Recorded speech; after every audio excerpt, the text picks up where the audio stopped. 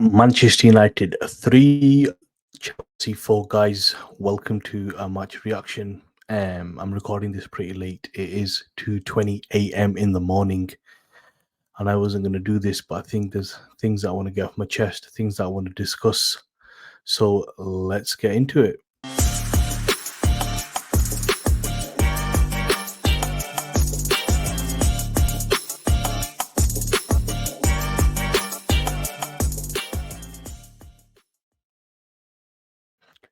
Guys, welcome back to Full Time Devils. Full Time Reds, sorry, not Full Time Devils, Full Time Reds.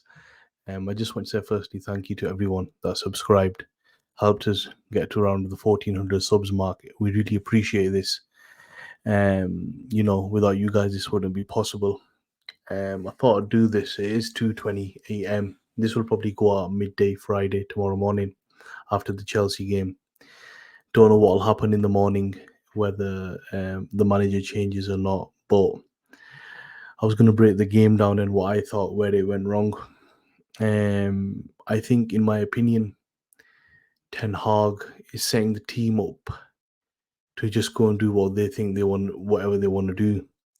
Because you can't keep repeating these tactics. If I'm somebody like me can see this, he's obviously seeing this, and the way the team's being positioned and things what they're doing, and some of the half-assed approach by players like Casemiro, you can just see that tactics have gone out the window, and it has become a basketball game.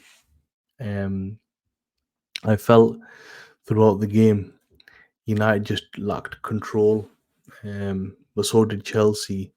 But if you're going to keep taking 30 shots per match, then eventually what will happen is, law of averages, you are going to concede. Against Brentford, they weren't very good, but against Chelsea, the player quality is better.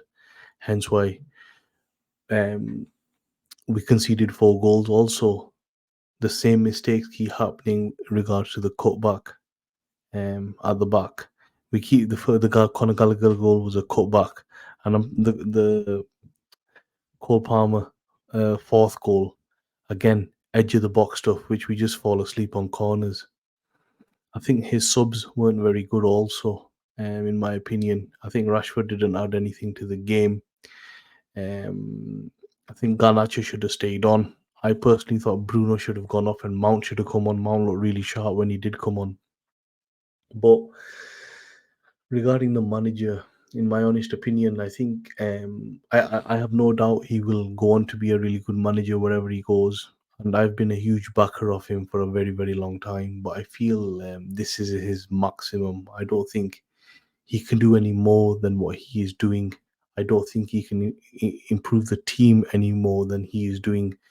And I have mentioned this on a couple of podcasts before, where I feel maybe what has happened is, he's been slightly sussed out and underestimated the league. The thing with the Premier League is you have to keep evolving year on year.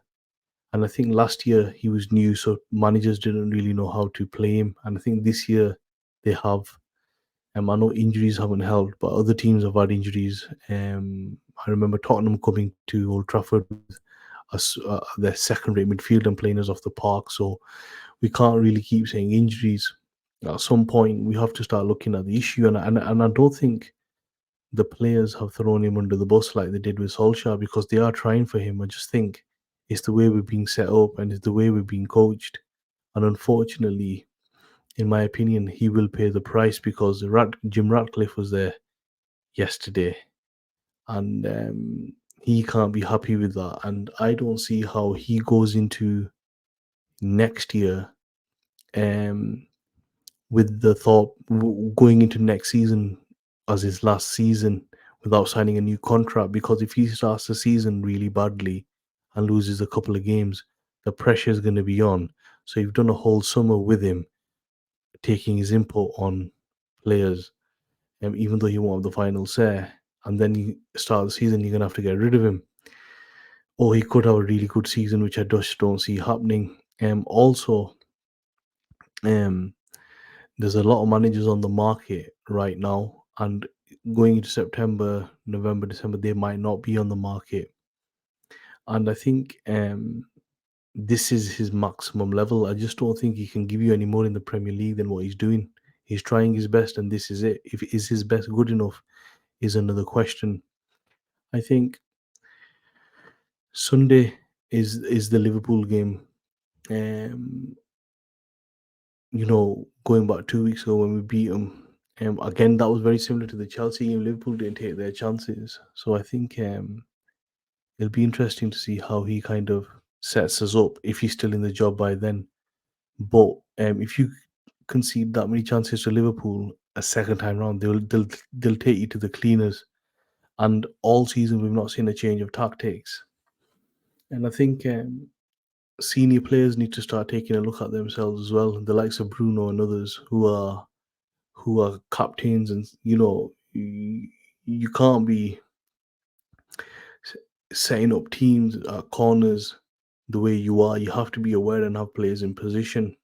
I know last year Maguire got a lot of hate for not being a very good captain, but this year Bruno's been worse. Look at where we are, and I just don't see how this can carry on. In my opinion, that game itself, going back to it, it was all over the place, and I just don't see how you can keep carrying that on at a team like this. We're conceding 30 shots a game to teams like Brentford and Chelsea were terrible as well. And I just don't see it.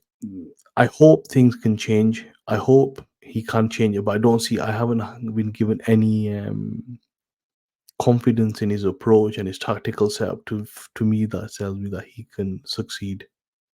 I just wanted to do a short video, kind of going through the game.